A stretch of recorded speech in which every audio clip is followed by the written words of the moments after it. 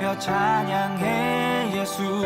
오 존귀하신 왕의 왕, 신실하신 주의 약속을 통해 날 만드시네. 우리 함께 모여 찬양해 예수. 오 존귀하신 왕의 왕, 영원하신 주의 약속을 통해 새 일 이루시네.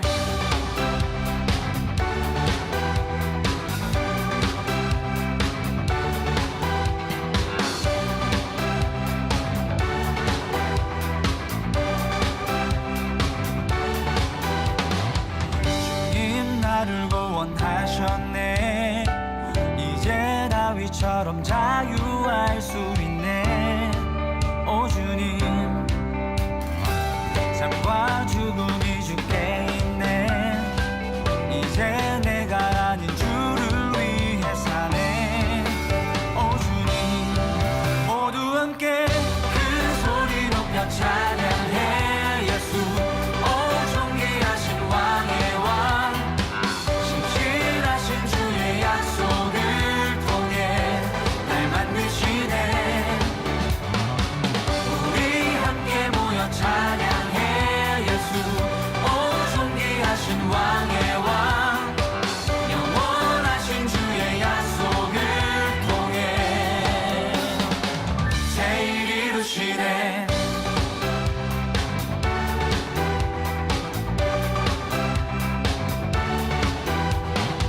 주님 나를 구원하셨네. 이제 다윗처럼 자유할 수 있네. 오 주님, 삶과 죽음이 주께 있네. 이제 내가 아닌 주를 위해 사네.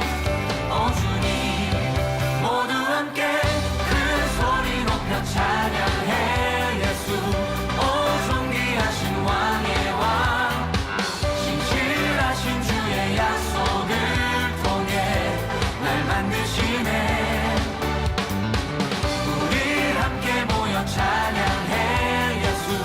오 존귀하신 왕의 왕, 영원하신 주의 약속을 통해 새 일 이루시네. 손뼉 치며 다 함께 소리 높여 찬양하리. 손뼉 치며 다 함께 소리 높여 찬양하리. 손뼉 치며 다 함께 소리 높여 찬양하리.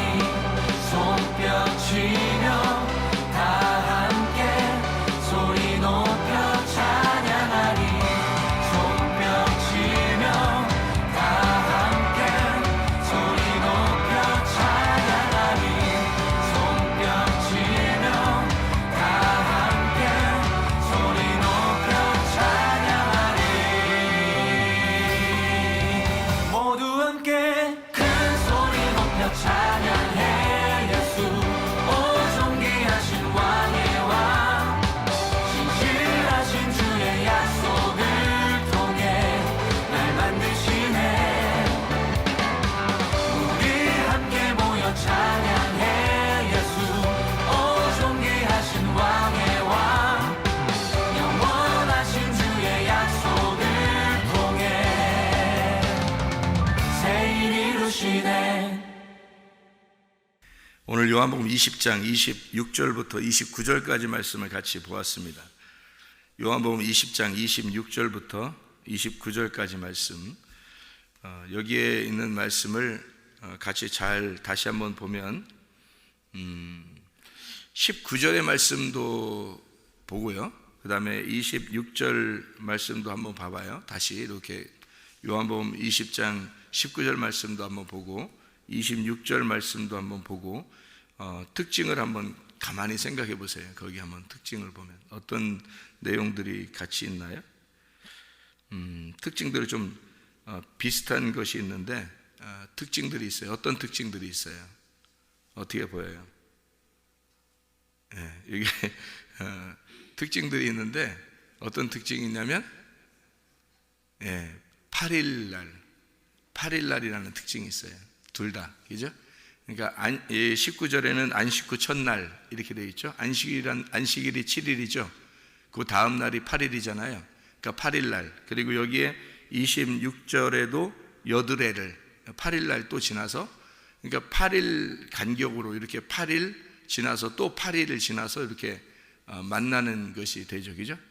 그 다음에 이제 이 8일이 지나는데 문들을 닫았어요. 둘 다 똑같이 문들을 닫았어요. 여기 19절에도 문들이 닫혀 있었고 26절에도 문들이 닫혀 있었어요, 그죠? 그런데 문들이 닫혀 있는데 그게 이제 통과가 됐죠. 문들이 통과. 그러니까 특징이 이제 두 가지를 가만히 똑같이 나오는 단어인데, 문들이 닫혀 있는데 통과됐고, 그 다음에 둘 다 8일 날 만났다는 거죠, 그죠? 그러니까 이게 우연히 그렇게 썼을까? 그러니까 우연이라고 하는 거는 없죠. 성경에서 우연이라고 하는 건, 루시 보아스의 밭에 우연히 들어갔다는 건 하나님의 계획이라고 그랬죠. 그러니까 하나님의 계획 속에서 그걸 우연이라고 그래요. 미크레. 이게 이 우연히가 그런 단어가 아니에요. 원래는 하나님의 계획이라는 단어고요. 원래 정해진 것이라는 뜻입니다. 그러니까 이게 성경에서 이렇게 썼다는 것은 우연히 이렇게 쓴 게 아니고 일부러 8일 날을 정해놓고 이렇게 나타나는 거예요. 그러니까 안식 후 첫날 나타나고 그 다음에 또 8일이 지나서 나타나고, 이렇게 일부러 그렇게 말씀하시는 건데요. 이 8일이라고 하는 게 성경에서 이제 간혹 이렇게 나와요. 8이라는 게 8이라는 게 가끔 나오는데, 8이 나오는 때가 언제 있어요? 성경에 보면 8이라는 생각 한번 해보세요. 8이면 언제 뭐가 나올까요? 성경에 여러분 알고 있는 게 있을 텐데. 노아 방주 때 몇 명이 들어가죠? 8명이 들어가요. 8이라는 게 들어가고요. 노아 방주는 이제 뭘 말하는 거예요? 교회를 말하는 거거든요. 교회에 8명이 들어갔다는 얘기가 나오는 거예요. 그러면 이제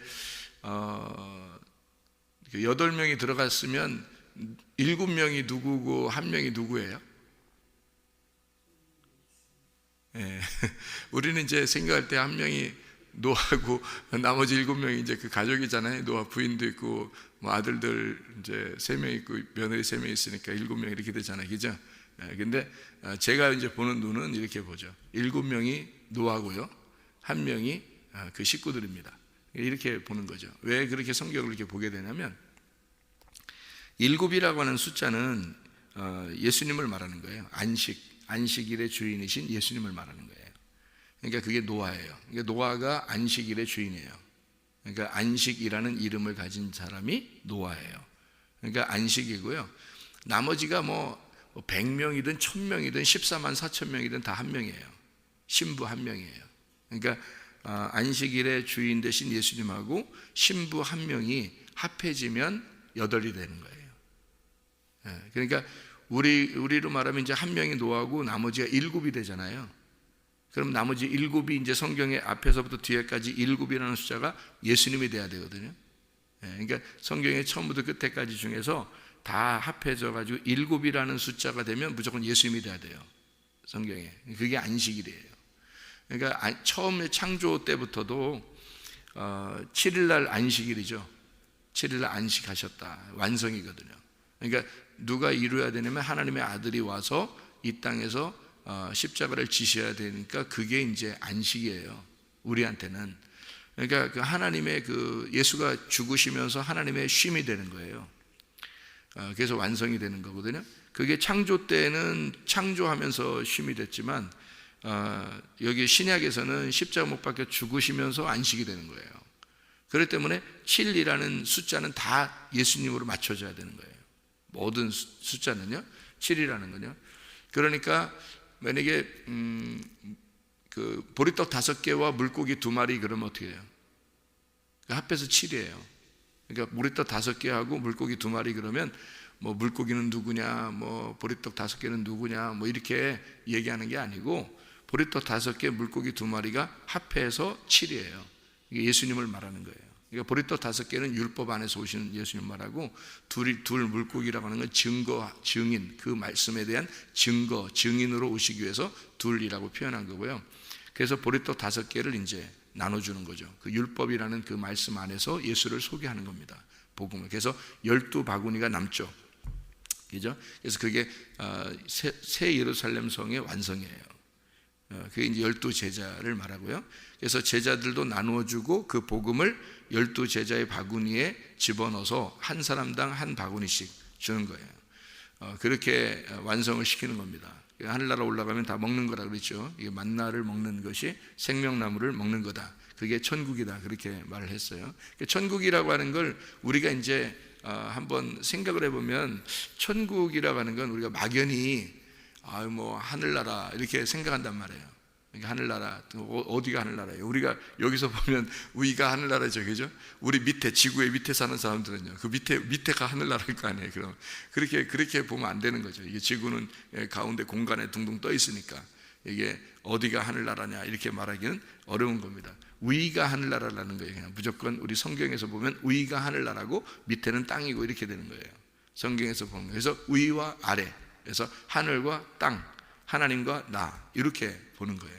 그러면 이제 성경을 우리가 천국이라고 하는 것을 사람들이 생각할 때도 성경을 천국이다 그러면 천국? 어디지? 뭐지? 뭐 이렇게 어디 가는 거야? 어디로 가는 거야? 뭐 이렇게 생각해요. 근데 성경에서 천국은 그렇게 소개하고 있지 않아요. 천국을 여러분에게 정확하게 제가 소개할 수 있는 성경 기절을 찾는 게 있어요. 정확하게 천국을 여러분이 그 요한복음 여기 봤으니까 요한복음 1장 1절에 보면 뭐라고 되어 있어요? 태초에 말씀이 계시니라. 이 말씀이 하나님과 함께 계셨는데 이 말씀이 곧 하나님이십니다. 그러니까 로고스라는 말씀이 하나님이에요. 그러니까 하나님이 천국이고 천국이라는 게 말씀이라는 얘기예요. 그죠? 그게 이제 정확한 얘기고요. 그래서 예수님은 이렇게 표현했어요. 그 마가복음 1장을 한번 봐봐요. 마가복음 1장. 마가복음 1장을 한번 봐봐요. 마가복음 1장에 보면 이게 천국이라는 걸 우리가 잘 알 수 있는데, 마가복음 1장을 여러분이 보면요, 8절에 보면 이렇게 돼 있어요. 8절에 보면 나는 너희에게 물로 침례를 베풀었거니와 그는 너희에게 성령으로 침례를 베풀리라. 그렇게 이야기했어요. 원래는 이게 성령과 불과 성령으로 침례를 줄 것이다 이렇게 된 것인데, 그거를 여기서는 성령으로 침례를 줄 것이다 이렇게 이야기를 했어요. 이게 어디에 나오는 얘기냐면, 이 손가락을 여러분이 이제 성경책에 놓고서 찾아보면 알아요. 마태복음 3장에 나오는 얘기거든요. 마태복음 3장과 똑같은 얘기인데 3장 2절에 이제 3장 2절에 회개하라 천국이 가까이 왔다 이렇게 광야에서 침례 요한이 외치면서 뭐라고 그러냐면 3장 11절에요. 나는 너희에게 회개하게 하기 위해서 물로 침례를 베풀거니와 내 뒤에 오시는 이는 나보다 능력이 많아서 나는 그를 신을 들기도 감당하지 못하겠노라. 그는 성령과 불로 너희에게 침례를 베푸실 것이다 이렇게 돼 있죠. 그러면은 분명히 성령과 불이라는 두 가지로 침례를 줄 것이다 라고 해야 되잖아요. 그죠?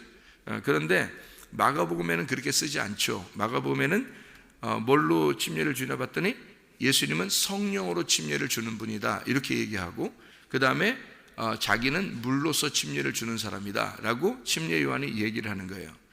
그러면 이제 왜 이렇게 틀리냐, 왜 그러냐면요, 이런 거예요. 여기서 불이라고 하는 건요 성령하고 하나예요. 그러니까 물과 불인데, 물과 불로, 그러니까 예를 들어서 이제 노아 홍수 때 말이에요. 노아 홍수 때 물로 물로 이렇게 심판을 했어요. 그러면은 심판을 물로 다시는 하겠다 안 하겠다? 안 하겠다 그래요. 그거는 상징이니까 물로서 심판 안 하겠다 그러고, 나중에는 불로서 심판한다 그러죠. 그죠? 성경에서 보면 불로서 심판해요. 그러니까 물이 아니라 불로서 심판한다 그러거든요. 그러면 그 심판이라는 게 여러분 잘 생각해요. 침례입니다. 침례. 그래서 베드로서에서 보면 노아가 방주에서 침례를 받았다 이렇게 말을 해요. 그러니까 물로서 침례를 받은 거예요. 그런데 이제 불로서 침례를 받아야 돼요. 우리들은. 이게 무슨 말이냐면 불이라고 하는 것이 성령과 함께 나오는데, 그래서 그 사도행전 2장에 보면 성령 충만을 받을 때 불이 혀같이 갈라지는 게 나오죠. 거기는 물이 안 나오죠. 그죠? 물이 안 나오고 불이 혀같이 갈라지는 게 나와요. 그게 성령 충만을 받는 그 물과 불 중에서 불이 나오는 거예요. 그러니까 이렇게 그 무지개를 여러분에게 설명했죠. 무지개가 이렇게 구름이라는 게 이제 뭐예요? 물층이잖아요. 물층, 그죠? 구름이라는 게 이렇게 있고 그 안에 뭐가 있는 거예요? 불이 있는 거예요. 빛이 있는 거예요. 그죠? 물층 안에 빛이 있는 거라고요. 불이 있는 거란 말이에요. 그래서 물과 불이 합해지면 그러면 이게 이제 언약이 되는 거예요. 그래서 무지개를 언약이다 이렇게 표현하는 거죠. 그죠? 그러면 물과 어떨 때는 물과 불로 나오고요. 어떨 때는 물과 성령으로 나와요. 그래서 요한복음 3장에 보면 거듭나는 게 어떻게 거듭나야 된다? 너희가 물과 성령으로 거듭나야 된다. 이렇게 얘기하죠. 그죠? 그러니까 침례를 물로써 주는 자가 있고 불과 성령으로 주는 자가 있다. 근데 이 불과 성령은 같은 거니까 불로써 침례 준다 할 때는 우리를 태워 죽이는 거고, 성령으로 침례를 준다 할 때는 그것을 알곡을 모아서 곳간에 드리는 거란 말이에요. 그래서 불과 성령으로 침례를 준단 말은 우리의 껍데기를 태워버린다는 얘기고, 알곡을 모아 창고에 들어간다는 그런 얘기예요. 그래서 불과 성령으로 침례를 준다는 얘기가 있는 거예요. 이게 마가복음 1장에서는 뭐라고 되어 있냐면 불이라는 걸 빼놓고 성령으로 침례를 주는 자이다 이렇게 이야기하는 거예요. 그러니까 예수님은 성령으로 침례를 주는 자이고 자기는 침례 요한은 물로 침례를 주는 자이다. 그래서 물과 성령 이렇게 표현한 거예요. 이렇게 같이. 그러니까 그게 이제 이상할 게 하나도 없어요. 자, 그걸 이제 이야기하고 그 다음에 뭐라고 얘기하냐면 마태복음 3장의 2절에 회개하라 천국이 가까이 왔다 이렇게 말하죠. 그죠? 마태복음에는 회개하라 천국이 가까이 왔다 그렇게 말을 해요. 그런데 여러분이 이제 마가복음을 이제 봤으니까 손가락으로 이렇게 딱 껴놨었죠. 마가복음의 1장에 보면 14절 15절을 봐봐요. 14절 15절 14절부터 보면 요한이 잡히신 후에, 자, 요한이 잡히셨단 말은 어떤 요한을 말하는 거예요? 침례 요한을 말하는 거죠. 침례 요한이 잡히신 후에 침례 요한의 사역이 끝났단 말이에요. 그죠? 잡혔다 그러니까 침례 요한의 사역이 끝났다. 침례 요한까지 사역은 어떤 사역이에요? 율법의 사역이에요? 은혜의 사역이에요? 예, 율법의 사역이에요. 율법의 사역이 끝난 다음에 예수께서 갈릴리에 오셔서 하나님의 복음을 전파하여 이르시되 때가 찼고 하나님의 나라가 가까이 왔으니 회개하고 복음을 믿으라 이렇게 되어 있대요. 침례 요한은 뭐라고 그랬어요? 회개하고 천국이 다가왔다 그러죠. 회개하라 천국이 다가왔다 그랬고, 예수님은 뭐라고 그래요? 회개하라 복음을 믿어라 이렇게 되죠. 그러면 천국이 아직 안 왔을 때는 침례 요한이 소개할 때, 사람들에게 소개할 때는 천국이 올 거야 라고 얘기한 거예요. 무슨 말인지 알겠어요?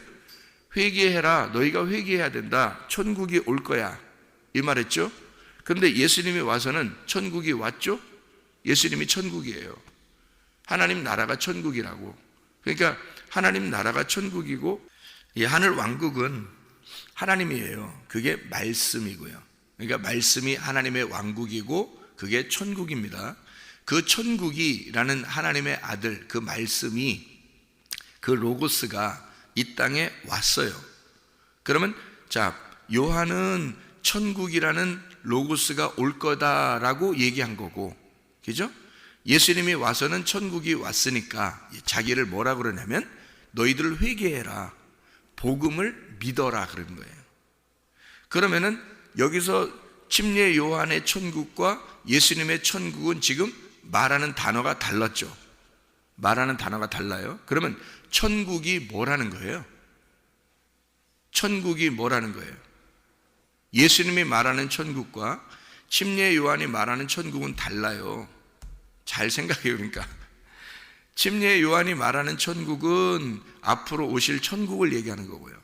그죠? 예수님을 말하는 거예요. 근데 이 예수님이 말하는 천국은 뭐예요? 말씀이신 자기가 왔으니까, 자기가 천국이니까 복음을 얘기하는 거죠. 자, 봐요. 그러면 여러분이 생각하는 천국하고 얼마나 다른가 생각해 봐요. 여러분이 생각하는 천국은 어떤 천국을 생각해요? 저도 환상 가운데 천국과 지옥을 봤거든요. 근데 성경을 제가 이제 깨닫고서 보니까 그것도 그림자였다는 것을 알게 된 거예요. 그러니까 하나님은 이런 현상을 통해서 뭔가 우리에게 알려주는 게 있는 거죠. 그러면 진짜 천국이 뭘까? 누가 물어보더라고요. 그럼 어떻게, 천국 어떻게 가요? 뭐 천국이 뭔데 어디로 가요? 뭐 이렇게 물어보는 사람이 있더라고요. 그런데요, 그 천국은 솔직히 말하면 예수님입니다. 천국은요, 예수님이에요. 여러분이 생각하는 천국은 어때요? 여러분이 뭐 환상 가운데 본 거나 꿈속에서 보거나 그런 천국을 상상할 거예요. 그렇죠? 그 뭐 금은 보화가 그게 다 뭘 설명하는, 예수님을 설명하려고 그런 거예요. 요한계시록에서. 그러니까 그 빛의 나라, 그 빛이라고 하는 것도 예수님을 설명하려고 했던 거고, 어둠이라는 것은 나를 설명하려고 했던 거예요. 그러니까 빛이라고 하는 게 모두 다 밝고 빛나고 비친 그런 금은 보화, 모든 게 다 예수님을 설명하는 거예요, 성경에. 그러니까 사람들은 상상하기를 천국을 어떤 한 장소나 어떤 그 자기가 보기에 정말 아름답고 좋은 것을 상상을 한다고요. 그러니까 사람들이 생각하는 천국하고 예수님이 말하는 천국하고는 전혀 다르단 말이에요. 여러분, 생각을 해보라고. 자, 요한이 말하는 천국은 예수님이 오신다는 얘기였고, 예수님은 와가지고 회개하라, 그 천국이 뭐다? 자기다. 그러니까 복음이 천국이라 그런 거고요. 그럼 여러분은 어떤 천국을 믿어야 돼요? 도대체 우리가 상상하는 천국을 믿어야 되는 거예요? 아니면 예수님이 이렇게 말한 천국을 믿어야 되는 거예요? 여러분, 아니 성경을 그냥 다 집어쳐버리고 그냥 우리가 본 것만 믿을까요? 그럼? 우리가 뭐 보고 듣고 이런 것만 믿을까요? 우리 성경 다 집어쳐버리고? 그러면 여러분은 현상을 따라가는 거죠. 그러니까 보이는 형상, 우상을 따라가는 겁니다. 태양도 보이는 거라겠죠. 빛을 설명하기 위해서 태양이 있는 거예요. 그죠?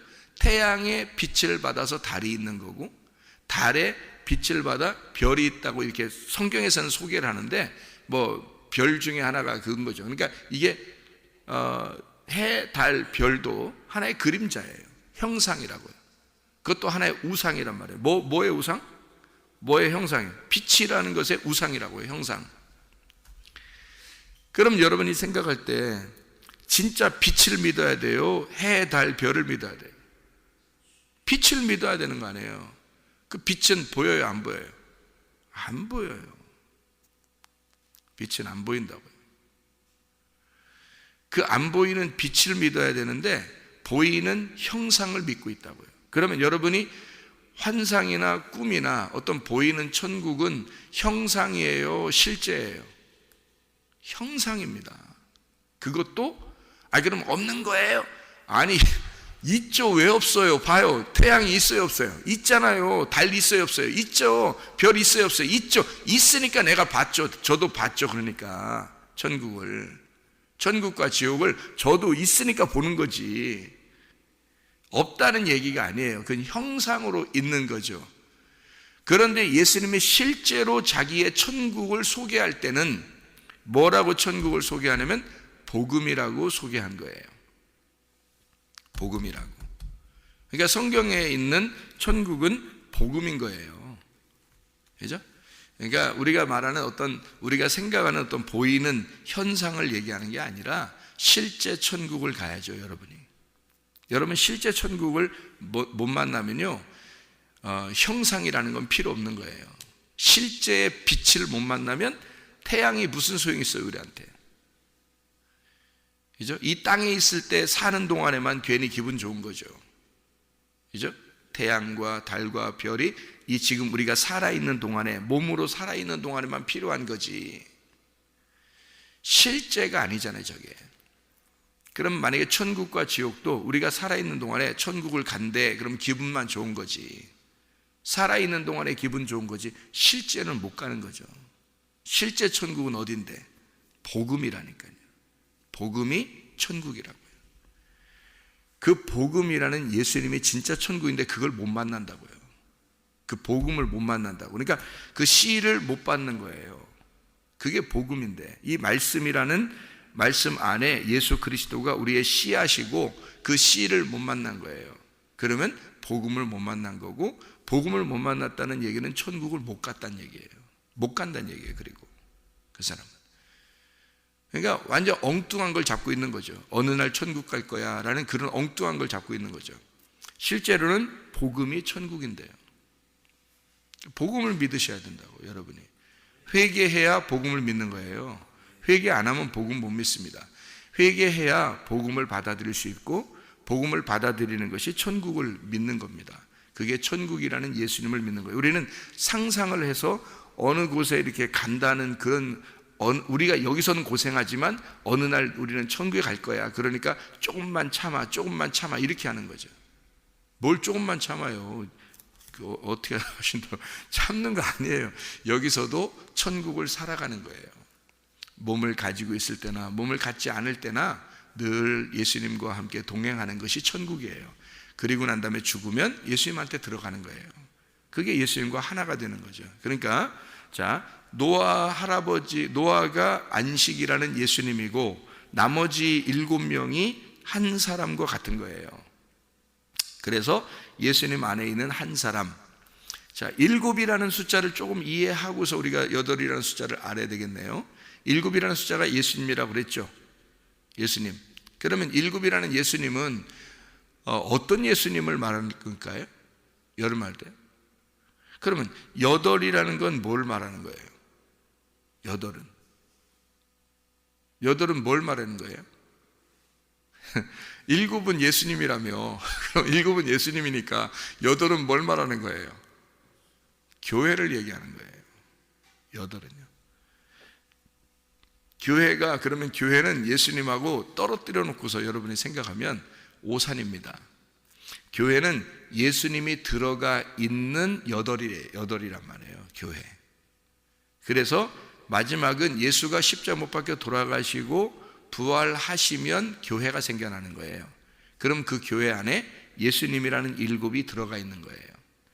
그러니까 7도 예수님, 하나도 예수님이에요. 잘 생각해요. 그래서 이게 합쳐지면 교회가 되는 거고, 신랑과 신부가 되는 교회가 바로 8이란 말이에요. 그래서 그걸 부활의 숫자라 그러는 거예요. 그래서 8명이 노아 방주에 들어가는 거예요. 8명이. 그러면 7이 예수님이고 하나가 나고, 그럼 이거 합쳐지면 교회가 돼서 노아의 방주 안에 8명이 부활한다, 이 말입니다. 자, 이게 이제 8이라는 숫자인데요. 7이라는 숫자를 여러분이 이제 성경에 보면 안식이라고 하죠.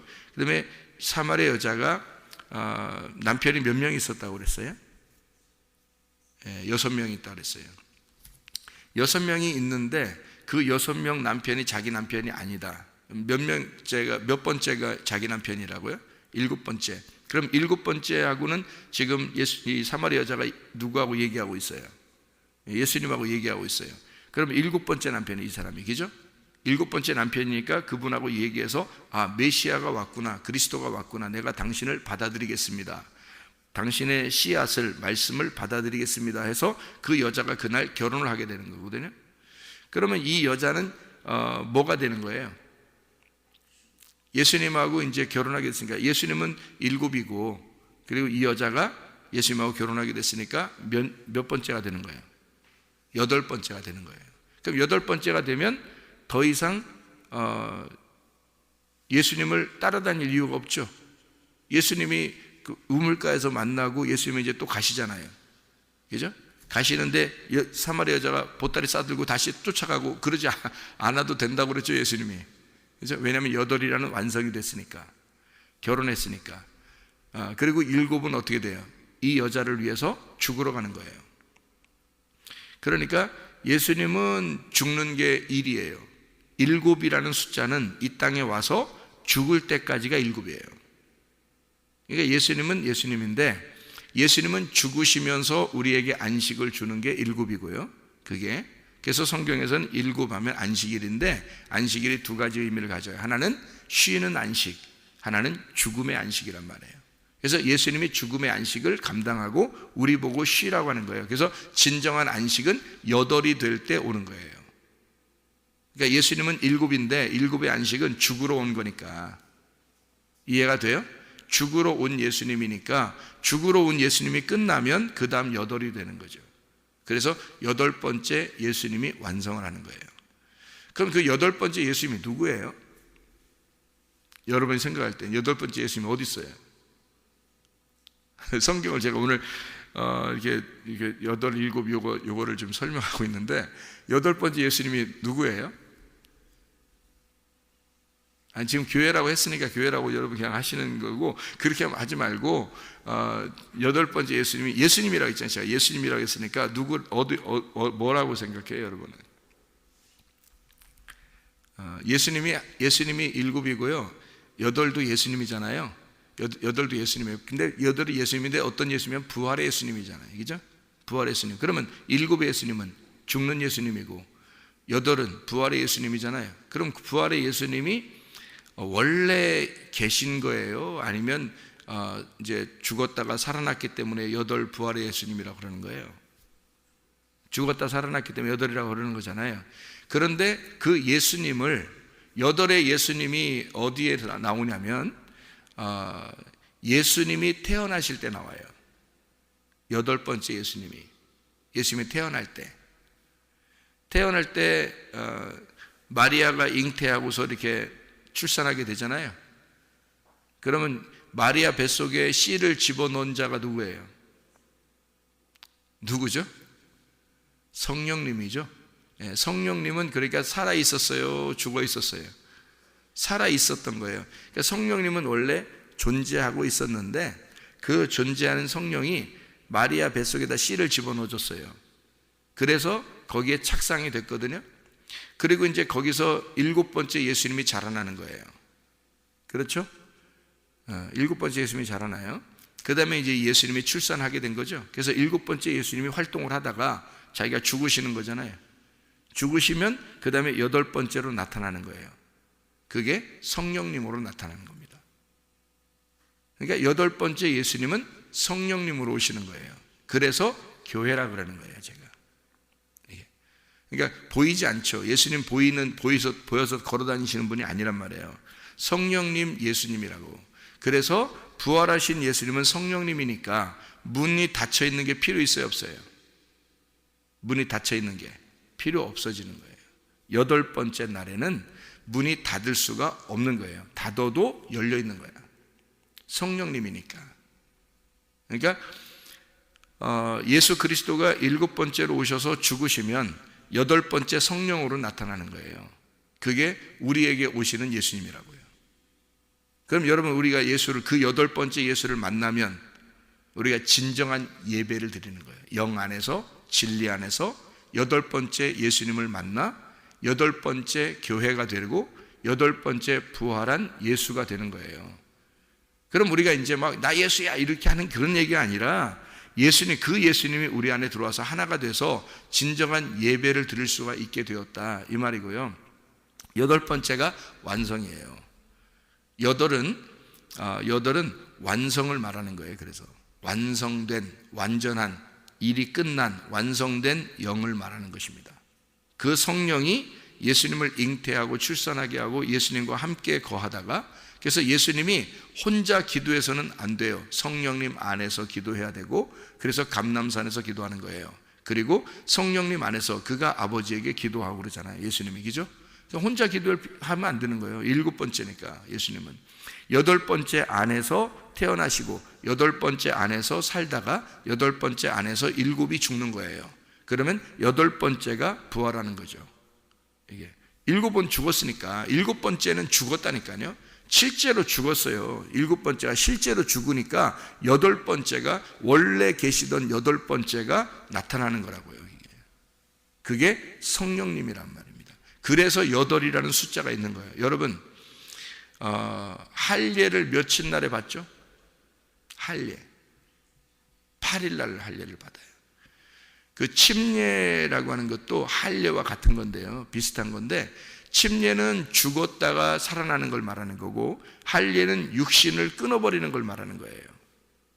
자, 말씀이 육신으로 입고 오면은 뭐가 되냐면 일곱이 되는 거예요. 말씀이 육신을 입고 오면 일곱이 돼. 말씀이신 하나님이 육신이라는 육을 입고 오면은 말씀과 육이 합해졌으니까 7이 되는 거고요. 7, 일곱이 되는 거고, 이 일곱이 말씀이 육신이 돼서 일곱이 돼서 십자가에 매달려 죽으시면 육신을 끊어내는 거예요. 그래서 말씀만 남는 거예요. 이 말씀이 8이에요. 8. 이게 성령님입니다. 그러니까 여러분과 제가 8 안에서 팔팔하게 사는 거예요.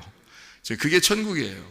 그러니까 복음이라고 하는 이 팔팔하게 8 안에서 사는 거가 복음인 거예요. 복음 안에서 예배드리고 복음 안에서 살아가면 이게 천국입니다. 그걸 말씀드리는 거예요. 그러니까 일곱이 끝나야, 일곱이라는 예수가 우리 안에서 나를 죽이고 육신을 끊어내는 할례가, 그래서 육신을 끊어내는 거예요. 육신이 끊어져서 알맹이가 나오는 거거든요. 육신을 끊어내고 알맹이가 나오는 게 할례예요. 그래서 그 알맹이가 8일이란 말이에요. 8일. 그래서 안식 후 첫날 8일날 부활해야 되는 거고요. 여드레 날이 지나서 여드레 날 8일날 또 8일이 지나, 그 8일날 예수님이 나타나서 문이 닫혀 있는 게 소용없는, 통과되는 하나님의 성령 안에서의 삶을 의미하는 거죠. 여러분, 우리가 진정으로 복음 안에서 살기를 바랍니다. 하나님의 그리스도 부활 안에서 그리스도와 함께 결혼하여 그리스도 예수와 함께 동행하다가 주님 만나시기를 바랍니다. 기도하겠습니다.